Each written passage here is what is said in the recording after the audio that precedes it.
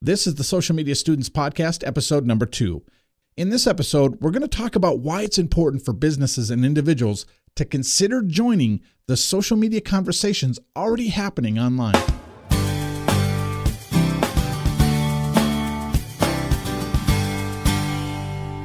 So here's the issue. Even though social media sites such as Facebook, Twitter, and LinkedIn have been around for several years, odds are that you have still not chosen to adopt a social media strategy into your business marketing efforts.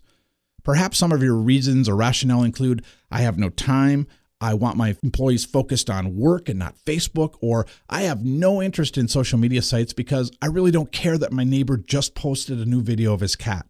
Or finally, I don't want anyone saying anything negative about my company online.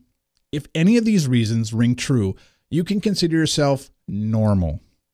Many businesses we visit with in the early stages of consulting express an interest in knowing what the return on investment or ROI is for the businesses using social media sites. Let's take a look at some examples. Let's start with a scenario. You're sitting in a restaurant and you overhear the couple at the table right behind you start talking about either you, your business, or your industry. Now let me ask you, would you listen to that conversation? If you're like most people that I talk to, you would most definitely listen in. In fact, you might even go as far as to turn around in order to identify who's talking, or at the very least, you'd be curious about them, right? So let's up the ante a little bit. Let's say that instead of just one couple, there was an entire room or maybe even a civic center full of people interested in talking about you, your business, or your industry. Would you attend that event? Again, most of the people that I asked that question of in my presentations raised their hand in agreement that they would go out of their way to attend that gathering. And when you really think about it, it could have huge benefits to your business based on the positive and or negative intelligence that could be gathered by joining that conversation. Wouldn't you agree? I want you to ask yourself, what would you think or what would you say to someone who told you, I have no time to attend or I have no interest in attending? What if this person was one of your sales staff?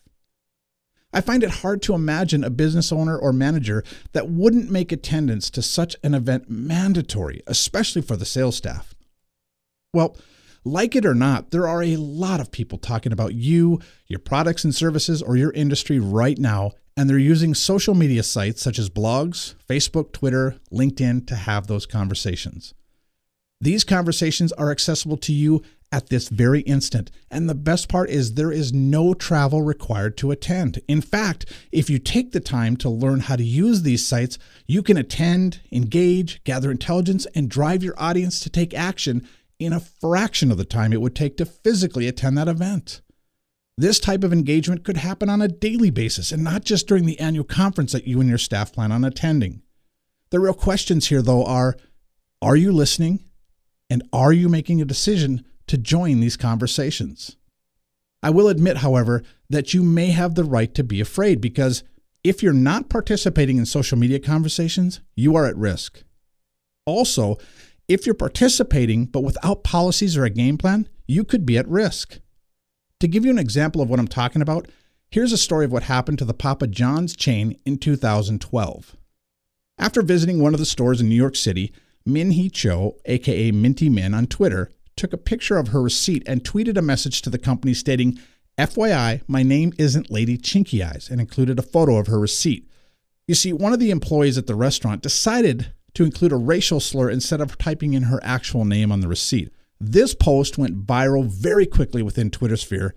This could have been devastating to the company's reputation had they made the decision not to listen to conversations within Twitter and other social media sites.